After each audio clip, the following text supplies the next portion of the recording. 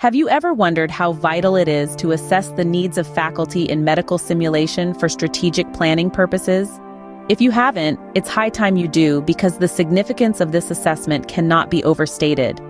It's like the compass guiding a ship in the vast ocean, showing the direction towards a successful and effective medical simulation program. Please subscribe and join our journey into discussing all things simulation and medical education. Now, how do we navigate this complex process? Well, we can rely on Bryson's strategic planning framework. This comprehensive tool helps us to identify our needs, understand our resources, and set a course towards our goals. It aids in aligning faculty skills with educational objectives, enhancing the effectiveness of the simulation program, and improving faculty training.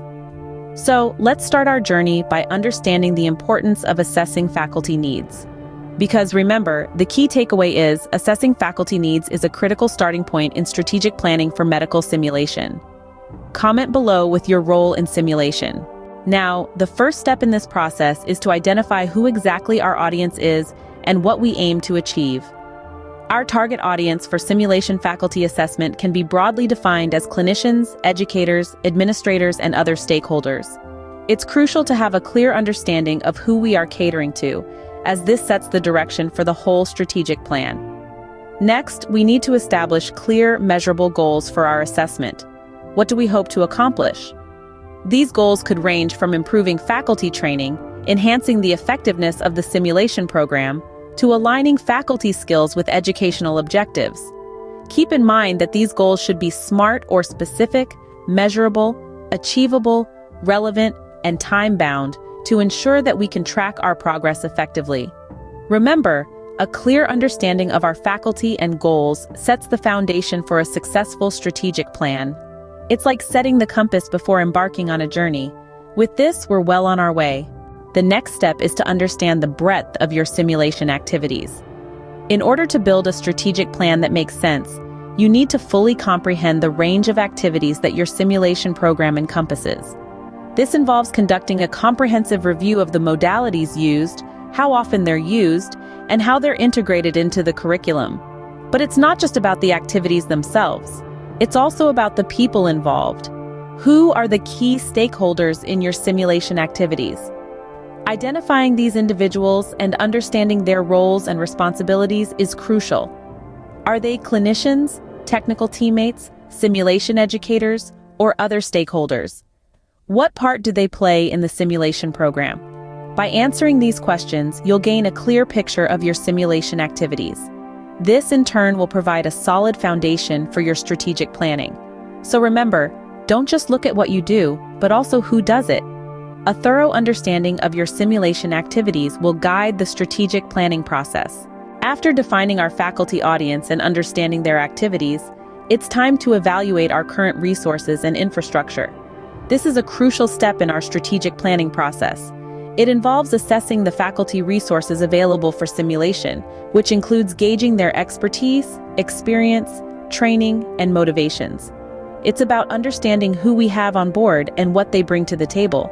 Remember, a simulation program is only as good as its educators. The more skilled and knowledgeable they are, the more effective the program.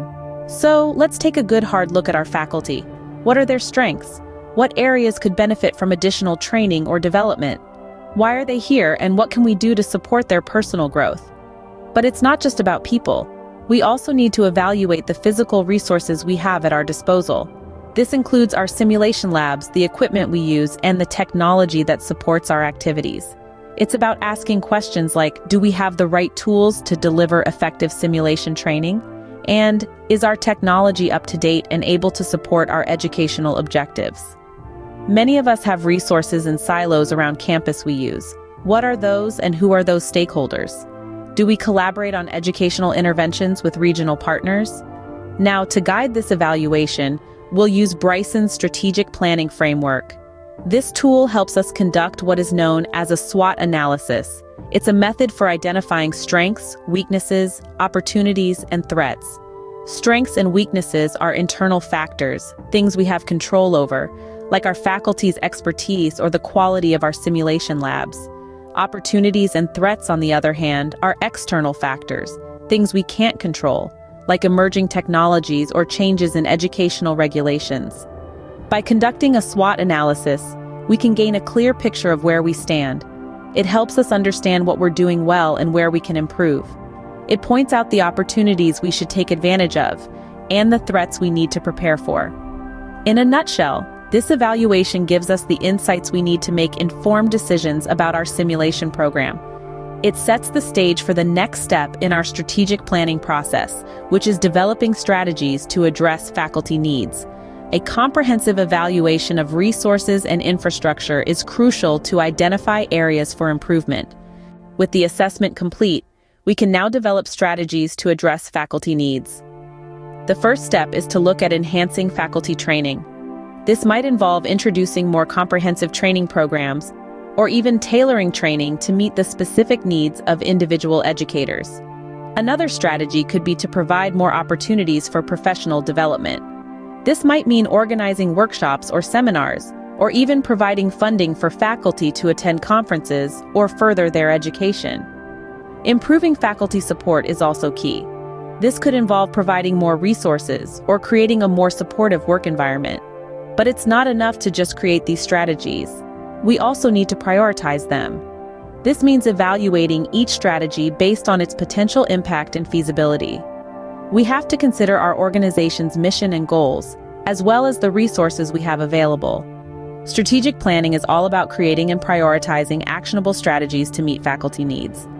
The final step is to implement our plan and monitor its effectiveness. To do this, we first need to develop an implementation plan. This document should outline specific actions to be taken, identify who is responsible for each action, establish realistic timelines, and set clear performance measures. Think of it as a roadmap guiding you towards your goals. It's not just about saying what needs to be done, but also specifying who will do it, when it will be done, and how we'll know it's been accomplished. Once the plan is in action, it's crucial to keep a watchful eye on its progress. Monitor the implementation closely, tracking the performance measures we've set. This allows us to identify any hiccups early on and make necessary adjustments. Remember, the journey doesn't end with implementation. Regular monitoring and adjustment are essential to ensure the plan remains effective and continues to drive us towards our goals. Remember, implementation and monitoring are key to ensuring the success of your strategic plan. Let's wrap up what we've discussed today. We've dived deep into the importance of strategic planning in medical simulation, particularly assessing faculty needs. We've seen how defining our target audience and setting clear goals can help improve faculty training and align skills with educational objectives. We've explored how a comprehensive understanding of the scope of simulation activities can help identify key stakeholders and their roles. We've scrutinized our current resources, infrastructure, and the expertise of our faculty. We've applied Bryson's strategic planning framework to perform a SWOT analysis, enabling us to develop strategies for enhancing faculty training and improving faculty support. We've also stressed the significance of implementing and monitoring the plan, adjusting when necessary to ensure its effectiveness. I urge you to apply Bryson's strategic planning framework to your own simulation programs. Strategic planning is a powerful tool for improving faculty training and enhancing simulation program outcomes. So start planning today.